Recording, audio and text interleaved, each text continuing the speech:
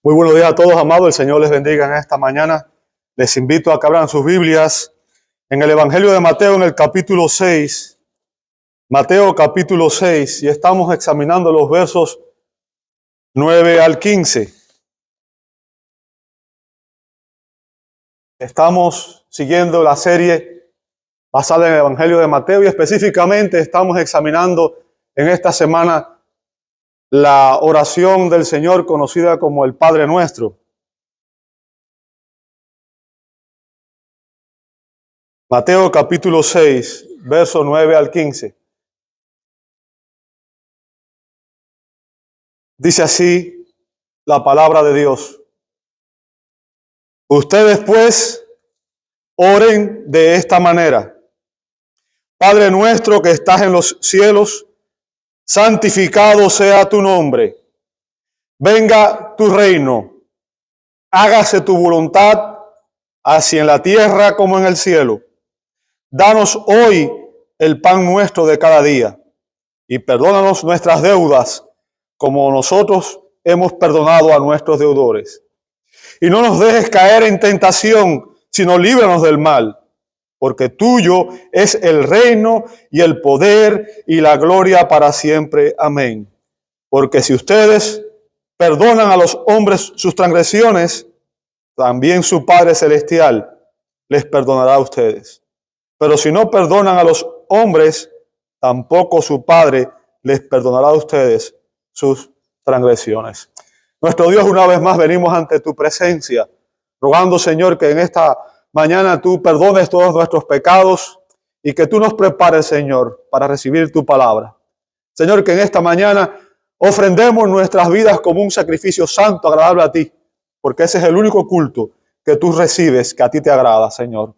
Rogamos que prepares nuestra mente y nuestro corazón para que al estudiar tu palabra, Señor, entendamos, Señor, a través de la ayuda del Espíritu Santo, la iluminación del Espíritu Santo, el significado, la enseñanza que ella tiene para nosotros. Y sobre todas las cosas, Señor, que tú la apliques a nuestros corazones, nos transformes y nos conformes a la imagen de tu Hijo. Lo pedimos en su nombre y te damos gracias. Amén, amén y amén. Muchas gracias, hermanos. Pueden ocupar sus asientos.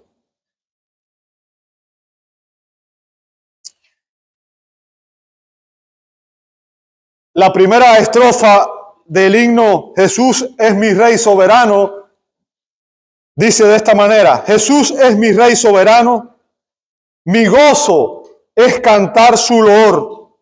Es Rey y me ve cual hermano, es Rey y me imparte su amor. Dejando su trono de gloria, me vino a sacar de la escoria y yo soy feliz con él. Permíteme hacerte una pregunta en esta mañana. ¿Es Jesús tu Rey soberano? ¿Es Jesús tu Rey soberano? En esta porción de la Escritura que estamos examinando, el Señor Jesucristo es quien nos está enseñando a orar. Y aquí Jesús nos enseña los elementos esenciales de la oración. Jesús enumera 8 elementos esenciales de la oración. Y hemos examinado 3. En primer lugar, vimos la paternidad de Dios. Jesús comienza diciendo: Padre nuestro que estás en los cielos. Obviamente se está refiriendo a que solamente aquellos que tienen vida espiritual, aquellos que han recibido a Cristo, tienen a Dios como su Padre espiritual. La Biblia dice claramente en el Evangelio de Juan que a todos los que reciben a Cristo por la fe se les da el privilegio de ser hechos hijos de Dios. No toda persona es hijo espiritual de Dios. Todos somos hijos espirituales por creación, pero hijos espirituales solamente son aquellos que han recibido a Cristo por la fe. En segundo lugar, vimos la prioridad de Dios. Y la prioridad de Dios es que su nombre sea santificado, que su nombre sea honrado, sea reverenciado, sea adorado por todos aquellos que tienen una relación personal con Él. Y en tercer lugar, el día de hoy vamos a empezar a ver el propósito de Dios en el verso 10.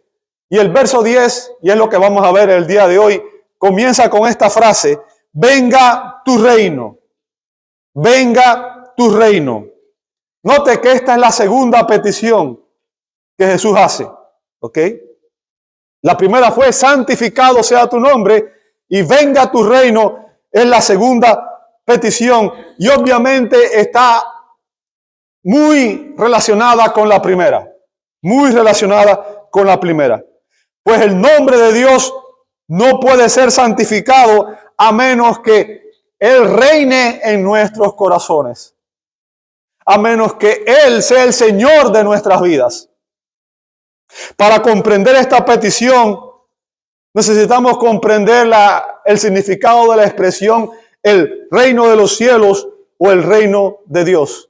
Y esta es una tarea difícil. Créanme que preparar este mensaje me costó bastante trabajo, porque enseñar sobre este tema requeriría no una semana, sino varias semanas. Bien. Pero lo vamos a analizar. Vamos a analizar el reino de Dios visto desde tres perspectivas. Visto desde el reino de Dios en el pasado, en el presente y en el porvenir. O sea, esa es la manera en que vamos a examinar esta enseñanza. Vamos a ver el reino de Dios en el pasado. Déjenme explicarle, la Biblia nos enseña que Dios es el Rey supremo y soberano sobre todo. Primera de Crónicas, capítulo 29, versos 11 al 12, dice así de esta manera: tuya es, oh Señor, la grandeza y el poder y la gloria y la victoria y la majestad. En verdad, todo lo que hay en los cielos y en la tierra, tuyo es el dominio, oh Señor, y te exaltas como soberano sobre todo. De ti procede la riqueza y el honor. Nota a continuación: tú reinas sobre todo, y en tu mano están el poder y la fortaleza, y en tu mano está engrandecer y fortalecer a todo.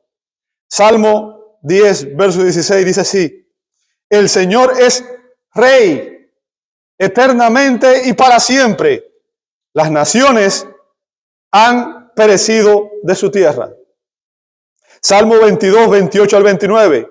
Porque del Señor es el reino, y Él gobierna las naciones.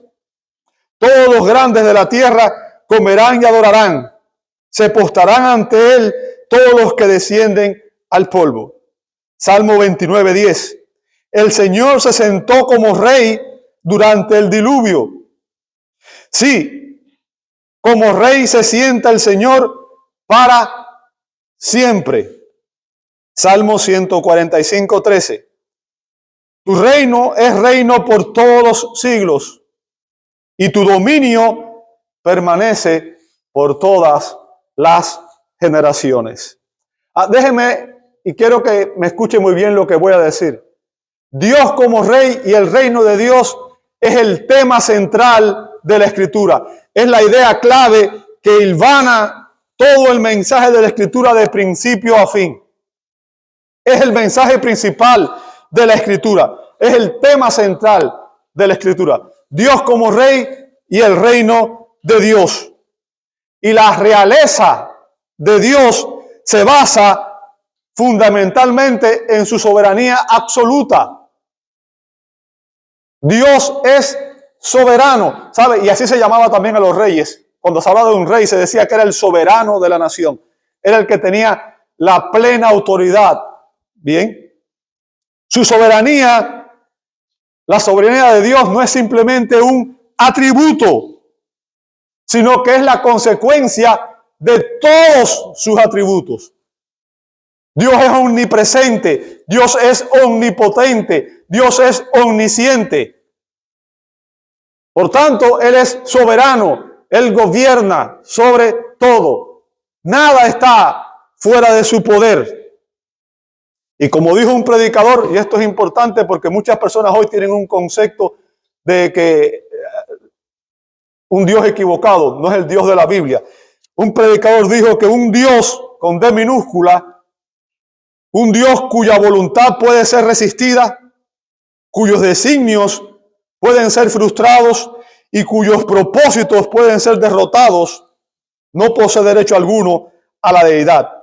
Y lejos de ser objeto digno de adoración, merece solamente desprecio.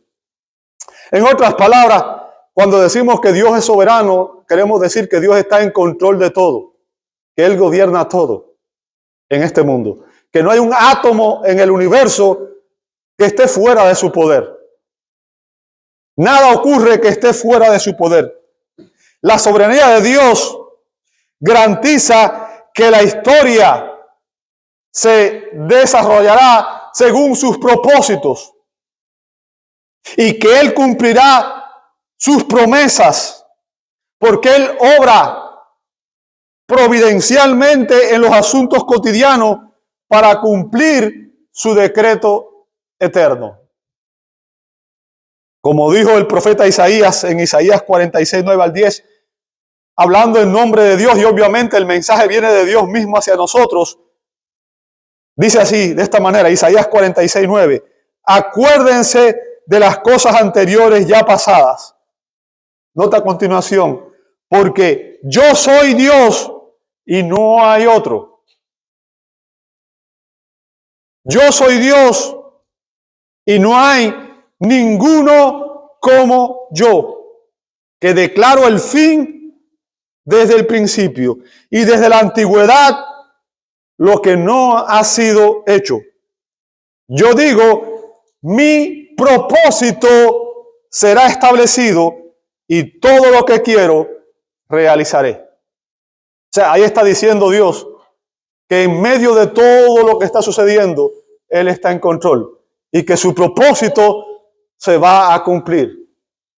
El reino universal de Dios incluye su gobierno que ha sido, es y será por siempre sobre todo lo que existe en el tiempo y en el espacio. O sea, Dios reina sobre su creación. Dios es soberano sobre la creación. Todo lo que ocurre en el espacio, en el tiempo y en la eternidad está bajo el control de Dios. Ahora, Dios no solamente es soberano sobre la creación, sino que Dios es soberano sobre la historia humana. Sobre la historia humana. Incluso la Biblia enseña que Él es soberano sobre la vida de aquellos que se rebelan contra Él. Y que su reino prevalece. Y esta doctrina obviamente nos da consuelo cuando observamos el mundo en el cual vivimos, al observar los caóticos acontecimientos mundiales. No es de extrañar que muchas personas se sientan angustiados, ansiosos, porque piensan que el mundo está fuera de control. Pero como creyentes, usted y yo sabemos a dónde va la historia. Usted y yo sabemos cuál es el fin de la historia. Y sabemos que a pesar de que el mundo parece estar fuera de control, todo está dentro del propósito soberano de Dios. La realeza de Dios, cuando hablamos de Dios como rey, es el modelo supremo de soberanía. Es el ejemplo supremo de soberanía. Es el gobierno original e infalible del cual todos los gobiernos terrenales son simples reflejos. Y el propósito del reino de Dios comenzó cuando el Rey del universo creó un reino. ¿Cuál fue ese reino? La tierra. Dios creó un reino. ¿Cuál fue ese reino? La tierra. Y creó a dos ciudadanos que debían tener dominio sobre ese reino. Adán y Eva. Génesis 1, 26 al 28. Como creador, Dios es rey y los seres humanos fuimos creados para ser sus vicerregentes. O sea, para ejercer el dominio sobre la creación en su nombre. Ahora, la Biblia nos enseña que Satanás sedujo y engañó a Eva. y que Eva arrastró a Adán, y que ambos fueron desleales al rey y se rebelaron contra su creador soberano. Desde ese momento, desde la caída, todo hombre que ha nacido en este mundo, con la sola excepción de Jesucristo, nació siendo esclavo del pecado y bajo el reino de Satanás. Satanás es el padre espiritual de todos aquellos que están sin Cristo. Jesús les dijo a los líderes religiosos de su época en Juan 8:44 que ellos eran hijos de su padre el diablo. Y en Efesios 2:1-3 Pablo explica que Satanás es el príncipe de este mundo y que a través de él se expanden todas las filosofías, todas las ideologías, todas las falsas religiones que llevan a las personas a estar en rebelión contra Dios. Ahora, yo quiero que usted entienda, Dios permitió esta rebelión. Dios permitió la caída. Fue parte de su propósito eterno. Esto no ocurrió en el vacío. Y aún, a pesar de que Dios permitió todo esto, a lo largo de la historia de redención, Dios ha cumplido su propósito porque Él ha estado conformando un pueblo de personas redimidas que sean obedientes a Él y que estén en sintonía con su propósito para establecer su reino en la tierra. En otras palabras, el hecho de que hubo personas que se rebelaron contra Él, sean angelicales o humanas, no implica que su propósito fracasó. Dios tiene un plan, Dios tiene un propósito, Dios está formando, está conformando un pueblo de personas que sean redimidas, que realmente adoren y obedezcan y lo adoren a Él por siempre de una manera voluntaria. En Mateo 8:11, la Escritura dice, y les digo que vendrán muchos del oriente y del occidente, y se sentarán en la mesa con Abraham, Isaac y Jacob. ¿Dónde estarán? En el reino de los cielos. Y note que aquí Jesús, en ese pasaje, está hablando de algo que lo ve en el pasado. ¿Bien? ¿Por qué? Porque involucraba a tres personas específicas que eran conocidas como los patriarcas. Abraham, Isaac y Jacob. Recuerden que estos hombres fueron escogidos por Dios para conformar un nuevo pueblo, una nueva nación que serviría como sus representantes ante el mundo. Israel sería los representantes de Dios ante las naciones. Así que el reino de Dios se estableció en la tierra cuando Dios siguió obrando a través de personas escogidas. Y especialmente cuando Dios libró a los israelitas de la esclavitud en Egipto. ¿Sabe? Dios estaba llamando dentro de la humanidad a un grupo de personas por medio de los cuales Él establecería su reino. Si usted ve, la Escritura nos dice que en el monte Sinaí, Dios le dijo al pueblo de Israel en Éxodo capítulo 19, verso 6. Éxodo 19, verso 6. Ustedes serán para mí un reino de sacerdotes y una nación santa. Estas son las palabras que dirás a los israelitas. O sea, Dios escogió a los israelitas y los comisionó para que fueran sus sacerdotes, fueran sus embajadores ante el mundo. Con los israelitas, Dios estableció una teocracia. O sea, Dios reinaba a través de líderes escogidos. Dios reinaba a través de los jueces. Bien. Dios gobernaba la nación a través de representantes humanamente escogidos. Pero la Biblia dice que llegó un momento en que los israelitas también rechazaron a Dios, al Dios de la gloria, y le pidieron que Él les diera un rey como el resto de las naciones paganas que había alrededor. Dios permitió que Israel tuviera un rey. Y la historia de los reyes es la historia del fracaso humano. La mayoría de los reyes fueron corruptos. Y la historia de Israel evidenció que solamente el Mesías Rey podría traer la necesaria liberación tanto espiritual como nacional. Jesús vino ofreciendo el reino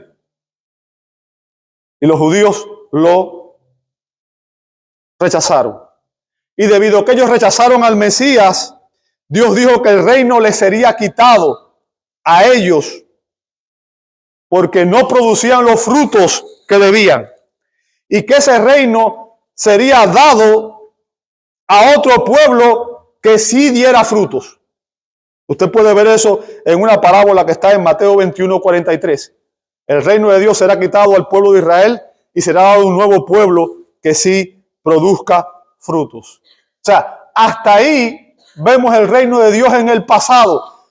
La manera en que Dios ha estado desarrollando la historia de la redención. Y vamos a ver ahora el reino de Dios en el presente. El reino de Dios en el presente. Cuando Jesús dice, venga a tu reino, ¿a qué reino se refiere Jesús aquí? Obviamente se refiere al reino del Padre. Al reino del Padre. Dios el Padre es soberano. Pero quiero que usted entienda algo. Y créame, yo sé que estoy explicando algo que es difícil de entender. Y por eso le ruego que me preste toda su atención y no se distraiga por nada, ¿verdad? Usted no debe considerar el reino del Padre independiente o separado del reino del Hijo. No podemos ver el reino del Padre y el reino del Hijo como algo independiente, separado. ¿Por qué? Porque así como el Padre y el Hijo son uno en naturaleza, también lo es su reino. También lo es su reino. Cuando Jesús vino a la tierra en su ministerio terrenal, Él trajo el reino de Dios en su propia persona. Vuelvo y repito, Dios es el Rey universal y Él media su gobierno a través de su Hijo, a quien le ha dado el derecho de juzgar y de gobernar todas las naciones de la tierra. ¿Escuchó eso? Dios es Rey soberano, pero Dios media su gobierno a través de su Hijo, a quien le ha dado el derecho de juzgar y gobernar sobre todas las naciones. Cristo ha sido Rey eternamente. ¿Por qué?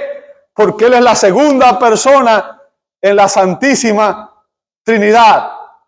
Por tanto, ambos merecen igual gloria, igual honor.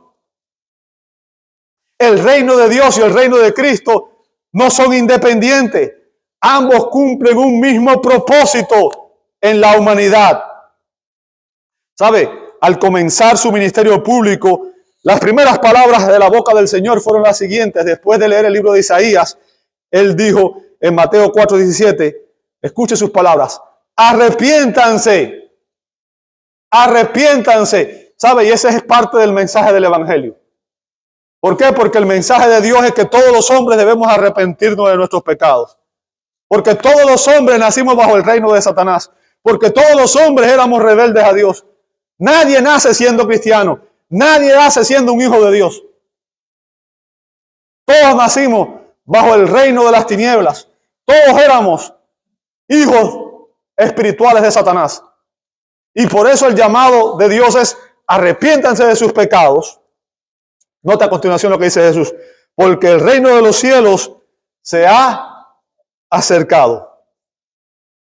En Cristo, el reino de los cielos se había acercado a los hombres. Bien. Y cuando un pecador recibe a Cristo como su Señor y Salvador, en ese mismo instante, dice la Escritura en Colosenses 1:13, Dios el Padre nos libró del dominio de las tinieblas y nos trasladó al reino de su Hijo amado. ¿Escuchó eso? En el momento que una persona recibe a Cristo por la fe, Dios el Padre traslada posicionalmente a una persona del reino de las tinieblas, del reino de Satanás, que era donde estábamos todos nosotros, y en ese instante somos trasladados del reino de las tinieblas al reino de Cristo. ¡Wow! En ese mismo instante, Cristo y no Satanás se convierte en el rey de nuestras vidas. Y nosotros nos convertimos en sus súbditos, en sus esclavos, en sus siervos. Si usted lee en varios pasajes del Nuevo Testamento, por ejemplo, Primera de Pedro, capítulo 2, versos 5 al 9, Apocalipsis 5:10, Apocalipsis 20:6, se nos dice que Jesús hizo de nosotros un reino, sacerdotes para Dios su Padre. También en Apocalipsis 1:6. ¿Escuchó eso? Dios hace ahora de la iglesia, de aquellos que reciben a Cristo por la fe, un nuevo pueblo.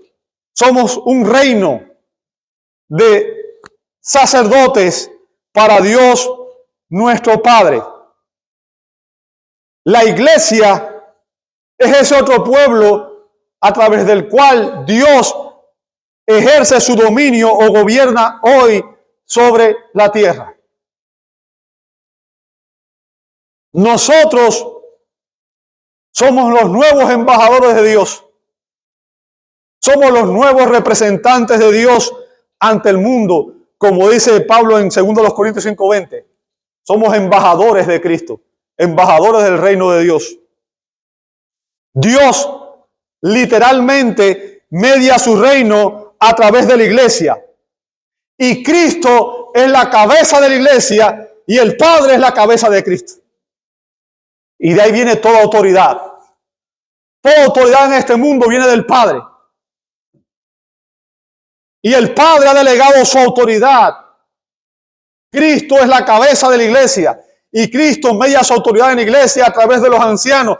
Y la iglesia es el reino de Dios que se está estableciendo en este mundo.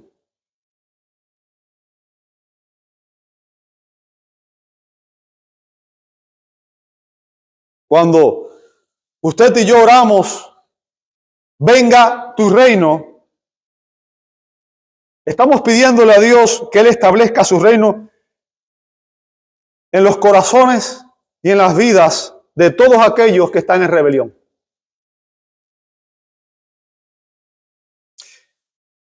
Esta es una oración por la salvación de los perdidos.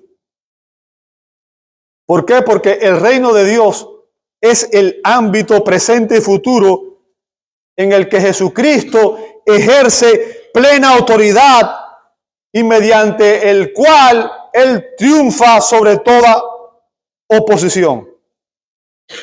Si usted observa detenidamente, sabe, los judíos hablaban en paralelismo. Cuando usted ve, por ejemplo, si usted ve los salmos, hablaban en paralelismo, ¿verdad? Si usted sigue el paralelismo acostumbrado en la cultura hebrea, debemos observar ahí la progresión de ideas en el Padre Nuestro, ¿verdad? Fíjense que Jesús dice, santificado sea tu nombre. Ahora la pregunta es santificado el nombre de Dios en los cielos hoy?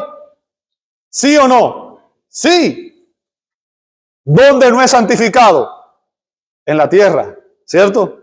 Y después dice, venga tu reino. Y después dice, hágase tu voluntad. Ahora, ¿se hace la voluntad de Dios en el cielo? Sí. ¿Dónde no se hace? En la tierra. Ahora, la petición, venga tu reino, es una oración para que la voluntad de Dios se haga ¿dónde? En la tierra, en los corazones de los hombres, en el corazón de todos nosotros. Así que, ¿qué estamos pidiendo usted y yo cuando oramos, venga tu reino? Estamos orando para que el reino venga a la tierra y para que el nombre de Dios sea santificado y se haga su voluntad, así como sucede, como se hace en el cielo. Para que todo hombre se someta al Señor. Orar venga a tu reino es pedir que se cumpla el propósito de Dios. Orar venga a tu reino es pedir que se cumpla el propósito de Dios. ¿Cuál es el propósito de Dios? ¿Cuál es el propósito del Padre? El propósito de Dios es que Cristo, que es Rey de Reyes y Señor de Señores, regrese y reine sobre toda la humanidad, sobre todo hombre.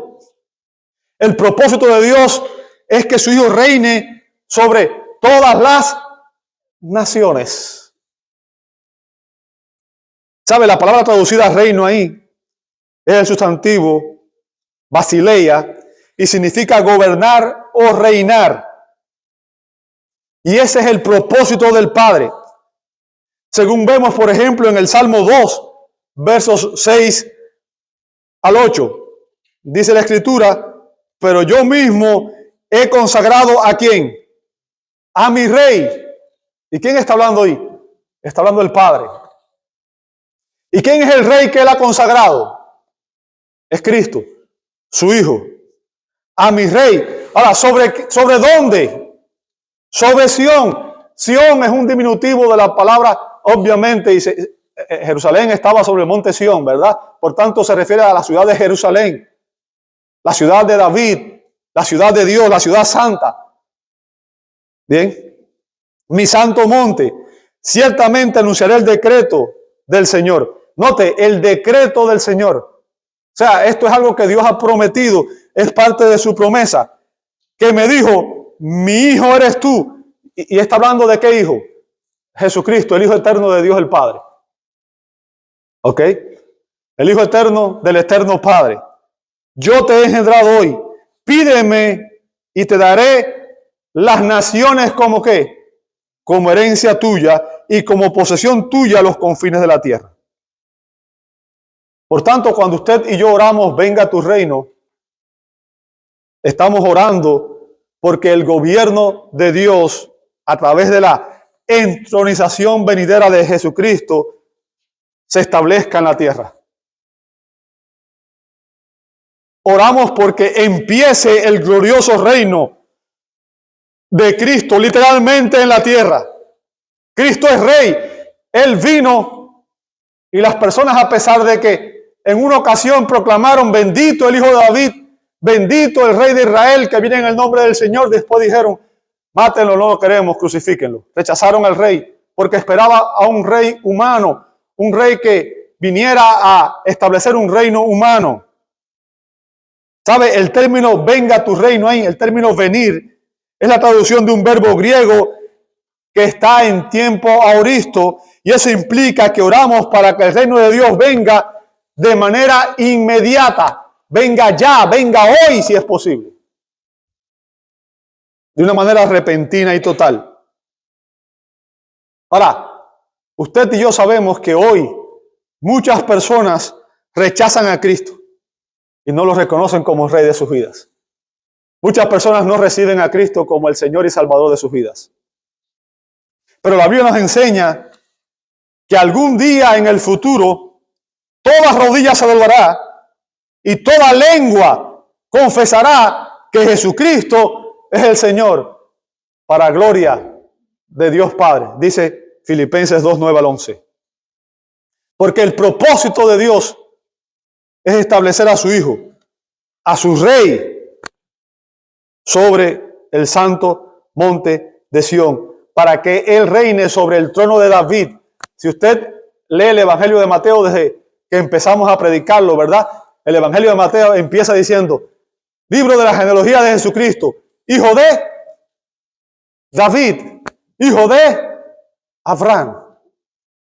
¿Por qué menciona a David primero? Porque el propósito de Mateo es demostrar que Jesús es ese Rey, Mesías prometido en el Antiguo Testamento. Aquel que se dio la promesa a través de David. Dios le dijo a David que de sus descendientes vendría un rey cuyo reinado sería estable eternamente. mente. Es importante que entendamos eso. Es importante que entendamos que el propósito de Dios es que su reino sea establecido en la tierra.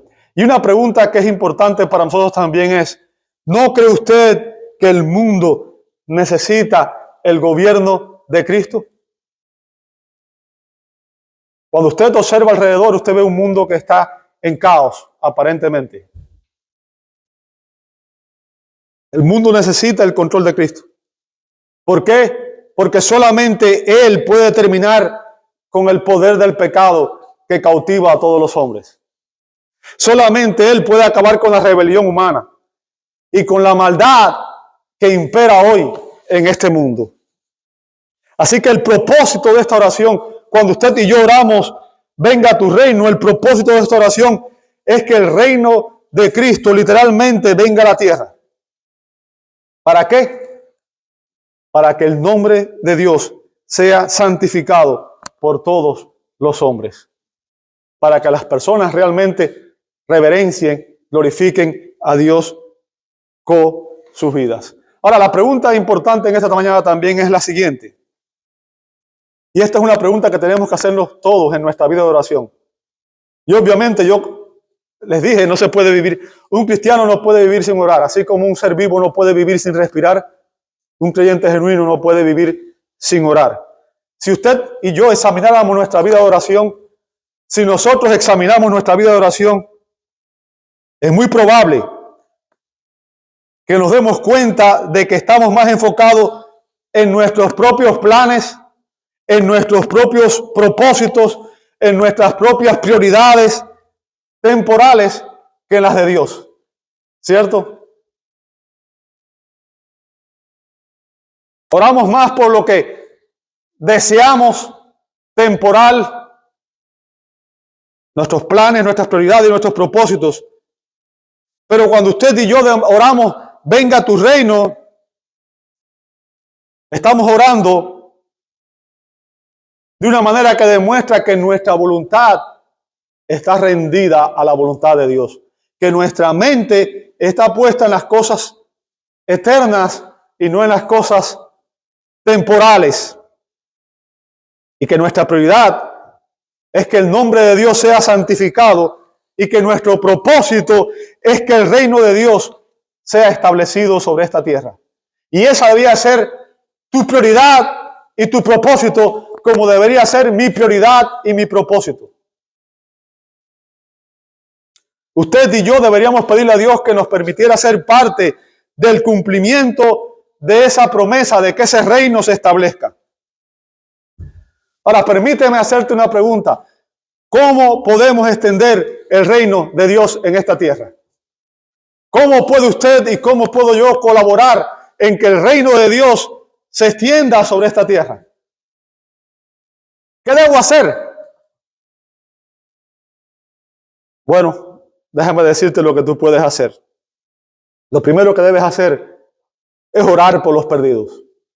Es orar por los perdidos. Recuerda que les dije que esta es una oración precisamente para que todos aquellos que hoy están sin Cristo y en rebelión a Dios reciban el Evangelio. Por tanto, es deber suyo y mío orar por todos aquellos que están en rebelión contra el Señor hoy. Cuando usted ora regularmente, ora por los perdidos, ora para que encuentren salvación, ora para que Dios les muestre su gracia, su amor y su misericordia. ¿Cómo podemos extender el reino de Dios en la tierra? Orando por los perdidos. Y en segundo lugar, hay un solo instrumento que usted y yo tenemos, y es predicándoles el Evangelio. Predicándoles el Evangelio de Dios, que es el único que tiene poder para transformar la mente y el corazón de los pecadores y dar nueva vida espiritual, para que ellos también puedan recibir la salvación que Dios ofrece a este mundo en Cristo y sean también parte de su reino eterno. Así que el reino hoy está presente en la tierra a través de la iglesia, en la que Cristo es la cabeza y nosotros somos sus embajadores, sus siervos. Hemos analizado el reino de Dios en el presente y finalmente vamos a examinar el reino de Dios en el porvenir. Y aquí no voy a hacer mucho énfasis porque me imagino que la mayoría de ustedes conoce esto, ¿verdad? La Biblia nos enseña que Jesús prometió que Él regresaría. Así como había sido tomado al cielo, Él prometió que Él regresaría nuevamente. La Biblia nos enseña que algún día los cielos se abrirán y que Jesús va a descender literalmente de manera física y personal sobre el monte de los Olivos. Y que ese día Él vendrá a establecer su reino en este mundo. El libro de Apocalipsis nos dice en el capítulo 20 que habrá un reino milenial. Serán 1000 años en los cuales Jesús va a corregir toda maldad y va a gobernar la tierra con vara de hierro. Va a gobernar literalmente sobre todas las naciones de la tierra. Y al final de ese tiempo, el mal será destruido. Satanás, la muerte y todos los rebeldes, dice la Escritura en Apocalipsis 20:10, serán echados al lago de fuego y azufre. Y no habrá más muerte ni dolor, sino que entonces vendrá, después del reino milenial de Cristo, el reino eterno. Ese día glorioso está por venir, amados hermanos. Y mientras tanto, el reino de Dios está en medio de nosotros. Usted y yo somos los representantes de Dios en esta tierra. Somos los embajadores de Dios en esta tierra. Y Él reina y gobierna en el corazón de su pueblo. Usted y yo debemos representar a Dios ante este mundo y debemos proclamar su nombre, su santo nombre, ante todos aquellos que aún no conocen a Cristo, para que ellos también puedan recibir a Cristo como Señor y Salvador y también formen parte de su reino eterno. Y quiero terminar con las palabras de exaltación del doctor Locke Wright. Dice así: la Biblia dice que mi rey es el rey de los judíos. Él es el rey de Israel. Él es el rey de justicia. Él es el rey de los siglos. Él es el rey de los cielos. Es el rey de gloria. Él es el rey de reyes y el señor de señores. Este es mi rey. Me pregunto, ¿lo conoces? Mi rey es un rey soberano. No hay manera de medir su amor ilimitado. Él es perdurablemente fuerte. Él es totalmente sincero. Es eternamente firme. Es inmortalmente lleno de gracia. Es imperialmente poderoso. Es imparcialmente misericordioso. ¿Lo conoces? Él es el mayor fenómeno que ha cruzado el horizonte de este mundo.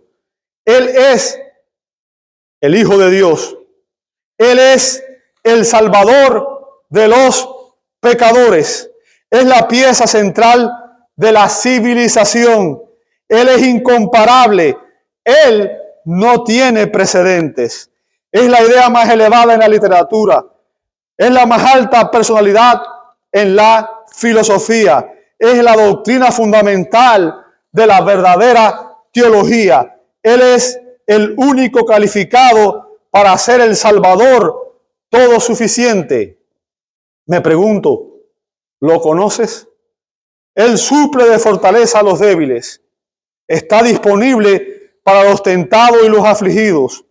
Él se compadece y salva. Él fortalece y sostiene. Él guarda y guía. Él sana a los enfermos.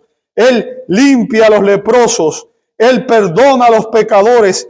Él absuelve a los deudores. Él liberta a los cautivos. Él defiende a los débiles. Él bendice a los jóvenes. Él sirve a los desafortunados. Él guarda a los ancianos. Él compensa a los diligentes. Él embellece a los humildes. ¿Lo conoces? Él es la clave del conocimiento. Él es la fuente de la sabiduría. Él es la entrada a la libertad. Él es el sendero a la paz. Él es el camino de justicia. Él es la autopista hacia la santidad. Él es la puerta a la gloria. ¿Lo conoces? Bueno, su vida es incomparable. Su bondad es ilimitada. Su misericordia es eterna. Su amor nunca cambia. Su palabra nos basta. Su gracia es suficiente. Su reino es justo. Su yugo es fácil y ligera su carga. Me gustaría describírtelo, pero Él es indescriptible, es incomprensible, es invencible, es irresistible. No puedes sacarlo de tu mente, no lo puedes quitar de tus manos, no puedes sobrevivir sin Él y no puedes vivir sin Él. Los fariseos no podían soportarlo, pero se dieron cuenta de que no podían detenerlo. Pilatos no pudo encontrar ninguna falta en él. Herodes no pudo matarlo. La muerte no pudo con él. Y la tumba no lo pudo retener. Este es mi rey. Este es mi rey. ¿Es Jesús tu rey soberano? Esa es la pregunta más importante que debes hacerte en este día, porque solamente aquellos que están en Jesús son parte del reino eterno de Dios. Y sin Cristo no hay reino, porque Cristo es el Rey de reyes y Señor de señores. Te invito a orar. Padre, gracias por darnos el inmenso privilegio de ser parte de tu reino. Te damos gracias por enseñarnos a orar de esta manera y por hacernos parte de tu plan eterno de redimir un pueblo para tu gloria y por hacernos mensajeros del Rey ante este mundo esclavizado por el pecado. Padre, purifícanos. Señor, purifica a tu pueblo mientras oramos y predicamos tu evangelio para que tu reino sea extendido en este lugar y hasta los confines de la tierra. Padre, te pedimos juntos que venga tu reino, que se haga tu voluntad en la tierra como se hace en el cielo. En el nombre de Jesús te lo pedimos y te damos gloria. Amén y amén y amén.